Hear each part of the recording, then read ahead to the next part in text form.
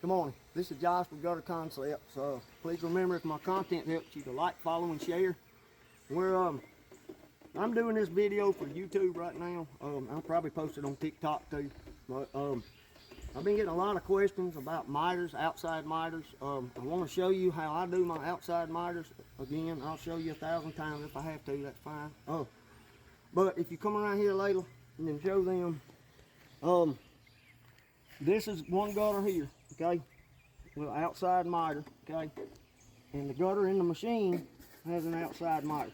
So this is two gutters right here, and if you notice, this gutter, the left side of this gutter is going to be tabbed.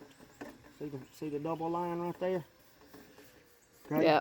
All right, but notice the right side of this gutter is slick. This is the female, and this is the male side. Okay, I always do this and get my lines. I do waste a little bit of material doing this, but that's about how much room I leave myself in between miters when I'm doing two outside miters together. And I like to draw them both out at the same time. It's a little quicker. And so just remember, when you're doing it, you got to know, don't forget your 45-degree cuts. These cuts right here, don't forget them. Very important. Cut you a tab. Here's your tab cut. First cut you want to cut is your tab cut down right through the front lip. That's it. Now you're through with that for a second. Now you take your edge. I'm canting my snips when I cut. You see? I roll them like that. That's called canting the snips. Alright. This is the male end, so we're going to cut directly on this line right here. And on the female side, it's not as precise. You can be a little off on it. It's not really going to hurt anything. Now when I get to here, I leave my gutter dangling. What I like to do now is go ahead and pick my tab up so I can cut my 1/8 inch mark, my 1/8 inch cut right here. See? As far down you want to go, you don't have to go down any further. Any farther. Look. Don't forget, I do the 1/4 inch cut next through here. Cut down through where it's embossed at. Alright? And then cut it out. Alright? When you get to here, you're going to need red snips for pretty much all your tabs except for the back one. Okay? It's isn't rocket science. Alright? The more you do it, the better you're going to get, the quicker you're going to get. You just got to keep doing it. Keep practicing. Keep working hard at gutters.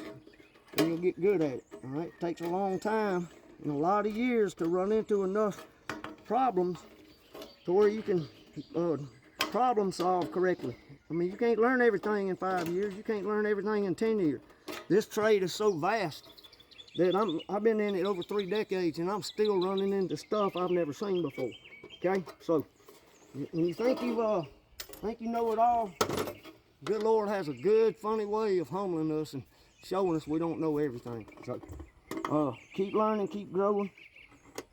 You're never too old to learn. That's a fact. Alright, I got my tabs cut out. I'm going to start at the bottom now and fold them up upward. See? I'm working upward. Alright, when I get here, I fold my upper one first, then I fold this one above it. You notice it's sticking up a little bit. So we're going to cut that off with some snips. Alright, now all we got to do is fold our tab.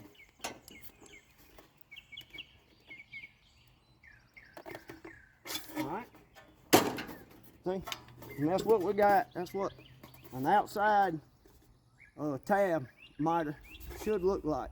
Okay, all we got to do now with the slick is finish cutting it out. Now we got it wood, you know.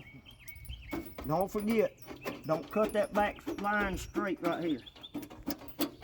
Alright, you see how I did this? See how I angled that? That's just in case your fascia board is this way or this way. Cutting this relief cut will help your miters line up when you don't have straight fascia board. Okay? If you like my content, remember to like, follow, and share. Thanks.